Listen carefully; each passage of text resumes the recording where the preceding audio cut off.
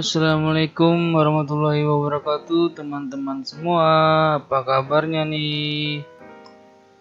Di sini saya akan memaparkan tentang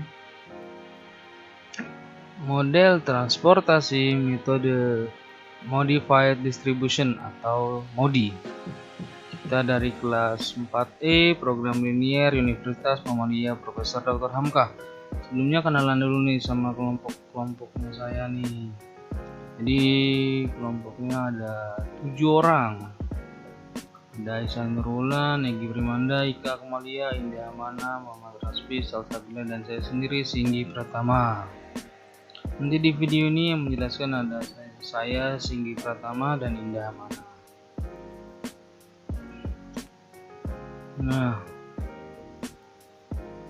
pertama, model transportasi. Model transportasi itu menurut teman-teman apa sih? Apa teman-teman udah pada tahu ya? Itu. Nah, di sini model transportasi itu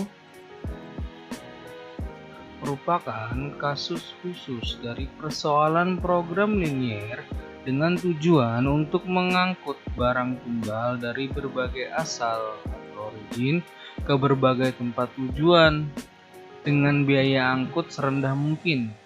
Model transportasi ialah suatu kasus khusus program linier sehingga dapat diselesaikan dengan metode simplex. Secara khusus membahas tentang masalah pendistribusian suatu komoditas berdasarkan jumlah sumber kepada suatu tujuan dengan meminimumkan ongkos agar mendapat keuntungan maksimum.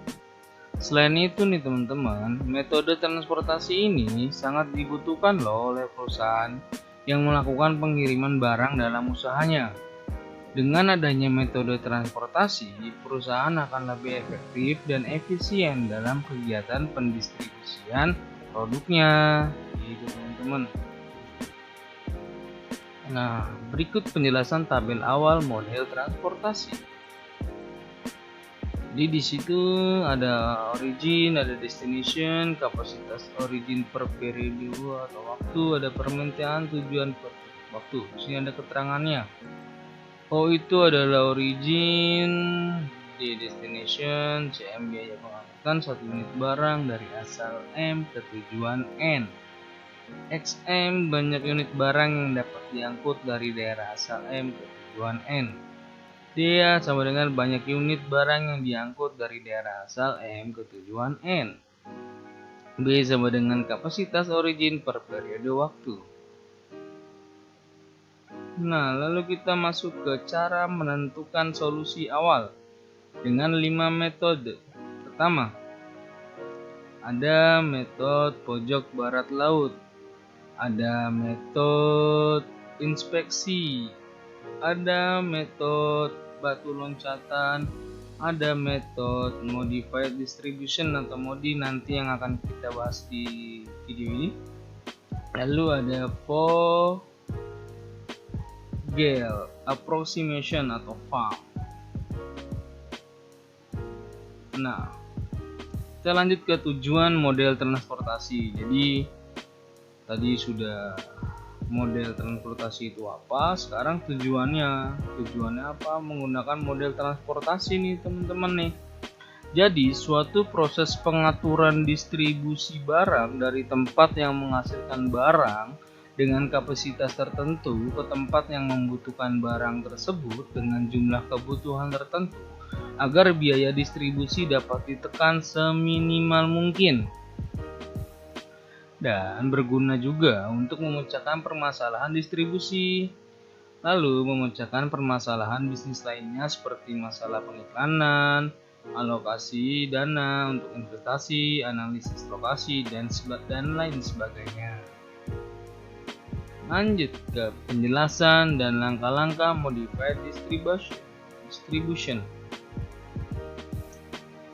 Pengertian metode modified distribution. Metode modified distribution atau MODI sangat mirip dengan metode stepping stone yang didasarkan pada rumusan dual atau Danski. kecuali bahwa ia menyajikan cara yang lebih efisien yang menghitung tanda-tanda peningkatan dari sel-sel yang kosong. Perbedaan utama antara dua metode ini menyangkut langkah dalam penyelesaian masalah, di mana diperlukan adanya suatu lintasan tertentu untuk menghitung penunjuk peningkatan suatu solusi khusus. Maka dalam metode batu loncatan perlu digambar suatu lintasan tertentu untuk setiap sel kosong. Ditentukan sel kosong dengan biaya kesempatan tertinggi, kemudian dipilih untuk ikut dalam program perbaikan berikutnya. Lalu nih langkah-langkahnya nih.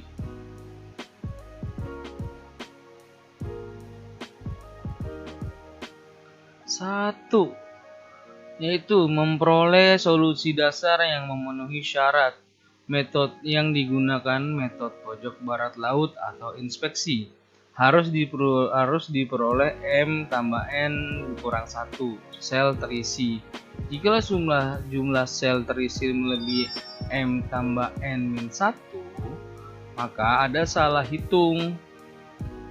Jika jumlah sel terisi kurang dari M tambah N kurang 1, maka solusi ini mengalami kemerosotan. Kedua, hitung nilai-nilai RI tambah KJ untuk tiap baris dan kolom dengan menerapkan rumus RI tambah KJ sama dengan CIJ. Ketiga, hitung perubahan biaya KIJ untuk setiap sel kosong dengan rumus CIJ dikurang RI dikurang KJ sama dengan KIJ. Langkah yang keempat, alokasikan sebanyak mungkin ke sel kosong yang menghasilkan penurunan biaya bersih terbesar atau KIJ negatif dengan nilai mutlak terbesar. Alokasikan sesuai dengan lintasan stepping stone untuk sel terpilih. Kelima, ulangi langkah 2-4 sampai semua nilai IJ K non negatif, positif atau 0 gitu teman-teman. Nah, untuk penerapan modifier distribution akan dijelaskan oleh teman saya. Silakan. Oke teman-teman, sekarang kita akan masuk ke penerapan dari metode MODI. Nah, di sini kita akan menyelesaikan sebuah soal. Jadi sebuah perusahaan itu memiliki 3 pabrik yang berlokasi di 3 kota yang berbeda dengan kapasitas produksi per bulan adalah pabrik A 150 ton, pabrik B 40 ton, dan pabrik C 80 ton. Perusahaan tersebut juga mempunyai 3 gudang penyimpanan hasil produksinya yang berlokasi di 3 kota yang berbeda dengan jumlah kebutuhan produksi per bulan adalah gudang H 110 ton, gudang I 70 ton, dan gudang J 90 ton. Diketahui biaya untuk mendistribusikan barang dari setiap pabrik ke setiap gudang adalah sebagai berikut. Digambarkan dengan tabel di bawah ini. Selanjutnya, buatlah tabel awal transportasi tersebut, kemudian selesaikanlah dengan metode biaya terkecil dan optimalkan dengan metode MODI. Nah, sebelum kita buat tabel awalnya, ada beberapa hal yang kita ketahui dari soal ini, teman-teman. Yang pertama, itu ada kapasitas produksi per bulan dari tiap pabrik. Nah, pabrik A ini kapasitasnya itu 150 ton, pabrik B 40 ton, dan pabrik C 80 ton. Yang kedua, kita mengetahui jumlah kebutuhan produksi per bulan dari setiap gudang. Nah, gudang H ini jumlah kebutuhan produksinya itu ada 110 ton, gudang I 70 ton, dan gudang J 90 ton. Kemudian yang ketiga, kita mengetahui biaya untuk mendistribusikan barang dari setiap pabrik ke setiap gudang yang digambarkan oleh tabel di bawah ini. Nah, itu 3 hal yang kita ketahui dari soal ini ya teman-teman. Itu akan kita gunakan untuk membuat tabel awal sebelum menjawab soal. Selanjutnya, si soal ini meminta kita untuk menyelesaikan dengan metode biaya terkecil atau metode least cost. Kemudian kita optimalkan dengan metode MODI. Nah, bentuknya seperti apa? Kita lanjut aja ke slide selanjutnya. Nah, jadi tabel awalnya itu bentuknya seperti ini. Nah, untuk kolom yang paling kanan itu isinya adalah kapasitas produksi per bulan.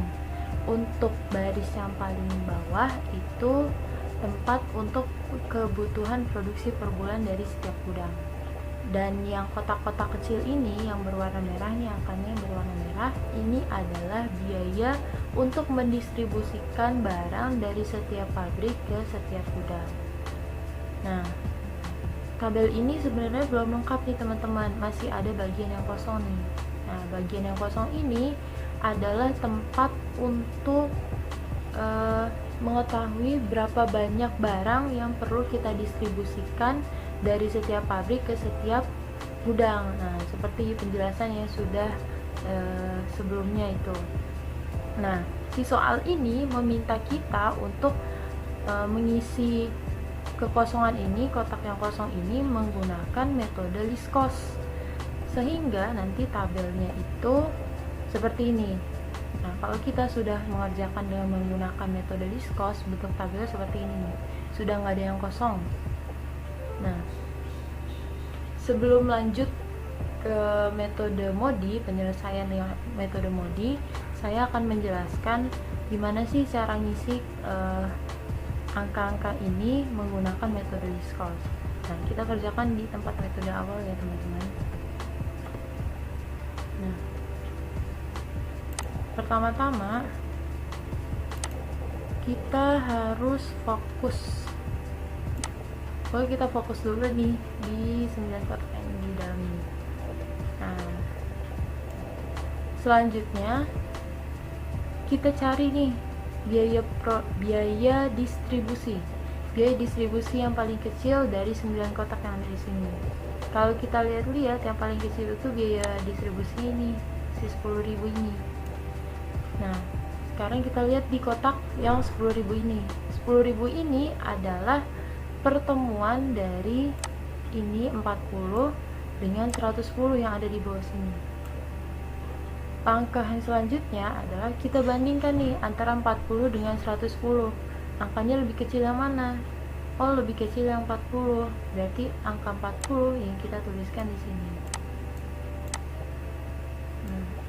Selanjutnya, karena 40 sudah terdistribusi semua di sini, berarti dua kotak yang ada di sebelahnya ini sudah tidak bisa diisi lagi kan? Nah, kita tulis saja dengan angka 0.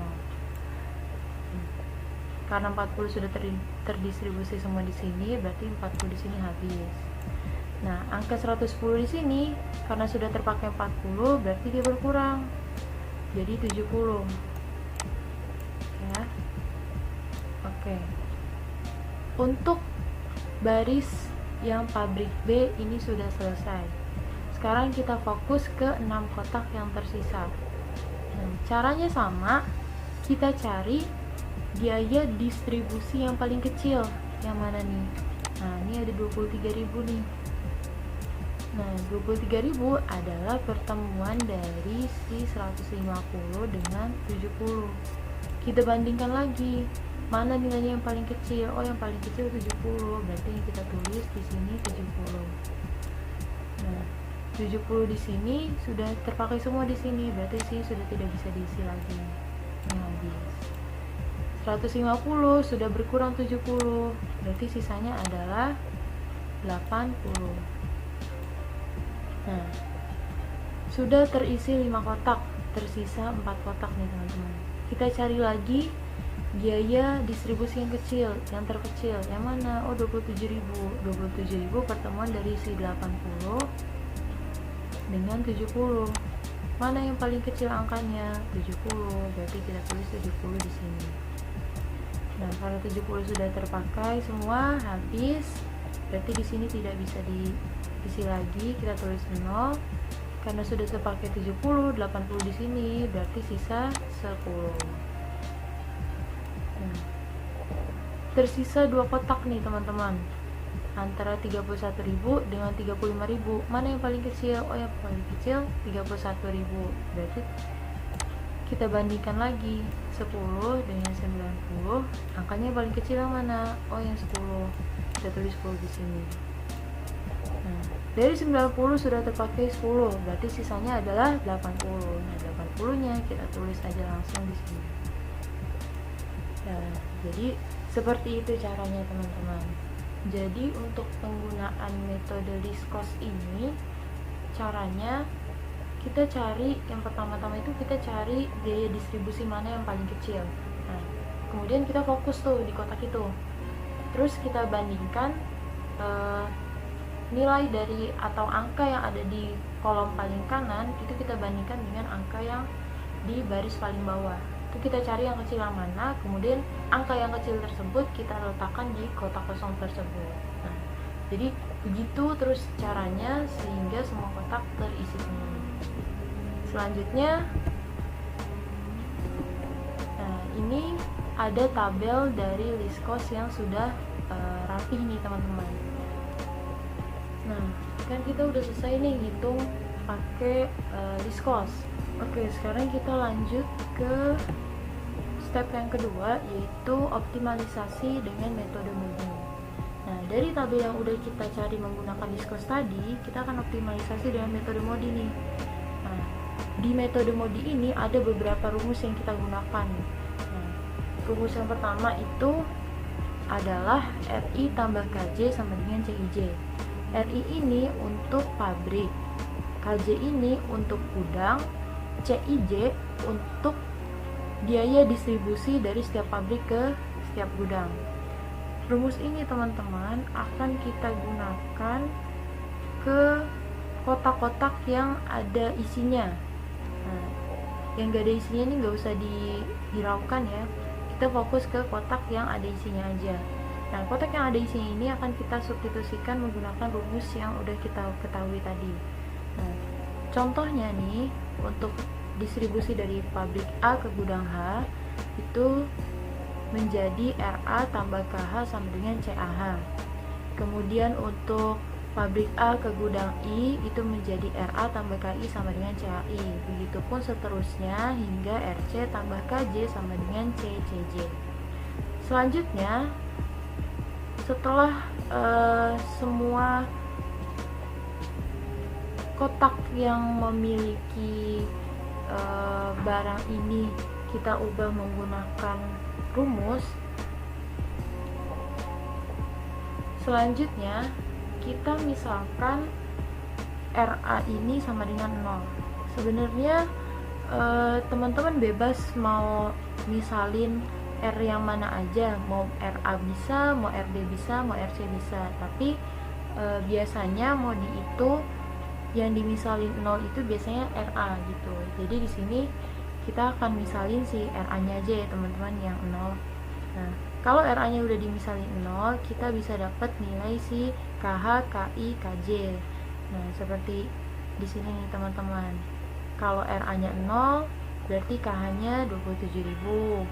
Kalau RA-nya 0, KI-nya 23.000, KJ-nya 31.000. Nah, untuk RB tambah KH sama dengan CBH menjadi RB ditambah KH. KH-nya tadi berapa yang udah kita hitung? Oh, KH-nya 27.000, berarti RB tambah 27.000 sama dengan 10.000, sehingga RB-nya adalah minus 17.000. Nah, ini kita biarkan minus nih teman-teman. Tanda minusnya ini gak usah dihilangkan gitu, biarin aja. Nah, untuk RC juga kayak begitu, sehingga dapat RC-nya 4.000. Nah, biar nggak lupa nih, kita tulis nih teman-teman di bawah nama gudang atau pabriknya kita tulis. Oke, slide selanjutnya. Nah, di sini kita akan menghitung lagi nih indeks perbaikan dari tabel yang sudah kita buat tadi. Nah, di sini ada rumus yang akan kita gunakan lagi nih teman-teman. Rumusnya adalah CIJ dikurang RI dikurang KJ sama dengan KIJ. Nah, rumus ini akan kita gunakan pada kotak-kotak yang kosong nih. Kotak yang kosong, kotak apa aja? Ada kotak BI, BJ, CH, dan CI. Nah, di sini ada di tabelnya nih teman-teman, udah dituliskan di tabelnya. Untuk BI, CIJ-nya adalah 45.000. BI CIJ-nya adalah 45.000. RI-nya adalah minus 17.000, kita tulis minus 17.000. KJ-nya adalah 23.000, sehingga indeks perbaikannya adalah 39.000. Begitupun seterusnya sampai kita mendapatkan indeks perbaikan dari CI, CH, dan DJ. Nah, dari indeks perbaikan yang sudah kita hitung ini, kita lihat mana yang nilainya negatif. Nah, nilai yang negatif ini akan kita gunakan untuk titik tolak perubahan. Kita gunakan sebagai titik tolak perubahan. Nah, karena di tabel yang kita punya ini yang nilainya negatif itu adalah CH, berarti CH ini akan kita jadikan sebagai titik tolak perubahan. Nah, setelah mendapatkan kotak mana yang akan kita jadikan titik tolak perubahan, maka selanjutnya kita akan melakukan stepping stone. Nah, stepping stone ini akan kita awali dari kotak yang menjadi titik tolak perubahan itu. Nah, tadi kan yang udah kita dapat titik tolak itu dari si CH, berarti kita mulai stepping stone-nya dari si kotak CH ini. Nah, di sini alur yang saya pakai itu dari kotak CH kita ke kanan, ke atas, kemudian ke kiri. Seperti yang teman-teman sudah ketahui, tandanya akan seperti di gambar ini ya teman-teman. Plus min dia akan selalu sama-sama. Selanjutnya kita cari mana dari dua tanda yang negatif ini mana bilangan yang paling besar nilainya. Di sini 80 dan 70. Nah, ada dua bilangan nih, 80 dan 70. Kita lihat mana bilangan yang paling besar. Ternyata yang paling besar adalah 70. Berarti kita ambil 70 ini sebagai bilangan yang akan kita operasikan pada setiap belokan di stepping stone ini. Nah, di sini 0 karena nilainya tadi 0 di sini ditambah dengan 70 karena tandanya adalah plus, berarti ditambah 70. Kemudian di sini karena tandanya minus berarti 80 dikurang 70. Di sini karena tandanya adalah plus berarti tadi 10 ditambah dengan 70. Dan di sini tadinya 70 karena tandanya minus berarti dikurang 70. Nah, teman-teman gak usah bingung kenapa kotak yang dilewati oleh jalur stepping stone ini gak berubah. Emang dia gak berubah, jadi yang berubah dari stepping stone ini adalah tikungan-tikungannya aja. Jadi kotak-kotak yang dilewatin oleh stepping stone ini gak akan berubah angkanya gitu. Setelah stepping stone kita akan mendapatkan tabel dengan angka yang berbeda kan teman-teman. Nah, karena angkanya berbeda, kita akan menentukan biaya pengangkutan untuk alokasi tahap pertama. Nah, jadi tahap pertama ini selesai setelah kita selesai stepping stone. Nah, angka-angka yang baru kita dapatkan tadi itu kita kalikan dengan biaya distribusinya. Nah, untuk AH karena dia 0 berarti nilainya 0. Untuk AI dia ada 70 dikalikan dengan 23. Kemudian untuk AJ ada 80 dikalikan dengan 31. Untuk BH ada 40 dikalikan dengan 10. Untuk BI dan BJ karena nilainya 0 berarti dia 0. Untuk CH ada 70 dikalikan dengan 30. Kemudian CI itu 0. Kemudian CJ dia 10 dikalikan dengan 35. Sehingga total untuk biaya pengangkutan alokasi tahap pertama itu sebesar 6.940.000. Nah, sampai di sini, sampai menentukan biaya pengangkutan itu tahap pertama selesai. Kemudian kita lanjut ke tahap kedua. Kenapa kita lanjut ke tahap kedua? Karena kita ingin membuktikan apakah biaya yang kita dapatkan pada tahap pertama itu sudah optimal atau belum. Jadi kita harus lanjut ke tahap kedua. Nah, tahap keduanya ini kita nggak perlu mulai lagi dari step 1, nggak perlu mulai lagi dari penentuan tabel awal. karena kita tinggal melanjutkan dari tabel yang kita sudah dapatkan setelah stepping stone itu. Nah, jadi dari tabel hasil stepping stone ini kita akan uji menggunakan step modi yang nomor 2, yaitu menggunakan rumus RI tambah KJ sama dengan CIJ. Sama caranya seperti yang sebelumnya, kita substitusikan saja untuk kotak yang ada angkanya. Nah, ini AI yang ada angkanya itu AI, AJ, BH, CH, dan CJ. Nah, kita substitusikan sehingga mendapatkan persamaan seperti ini.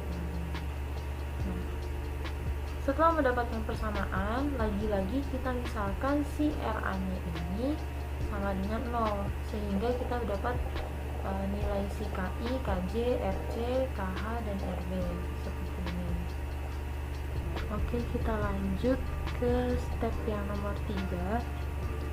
Sama seperti tahap yang pertama, kita akan menghitung indeks perbaikan untuk kotak yang kosong dengan menggunakan rumus CIJ dikurang RI dikurang KJ sama dengan KIJ. Nah, di sini sudah dituliskan di dalam tabelnya nih teman-teman. Saya ambil contoh yang BI ya. BI CIJ-nya adalah 45.000. Untuk RI-nya adalah minus 16.000. Untuk KJ-nya adalah 23.000. Sehingga indeks perbaikannya adalah 45.000 dikurang min 16 dikurang 23 adalah 38.000. Nah, kalau teman-teman lihat di sini untuk kotak-kotak yang kosong, setelah dicari indeks perbaikannya ternyata sudah tidak ada yang bernilai negatif. Nah, sehingga kesimpulannya nilai indeks perbaikannya sudah tidak ada yang negatif, maka tabel tersebut tidak dapat diperbaiki lagi. Dengan kata lain, hasil di atas sudah optimal, yaitu total biaya transportasi sebesar 6.940.000. Nah, jadi kurang lebih seperti itu teman-teman untuk penyelesaian soal menggunakan metode MODI. Jadi kurang lebih seperti itu teman-teman untuk penyelesaian soal menggunakan metode MODI. Akhir kata, saya ucapkan terima kasih pada teman-teman yang sudah menyaksikan video ini. Semoga ilmunya bermanfaat.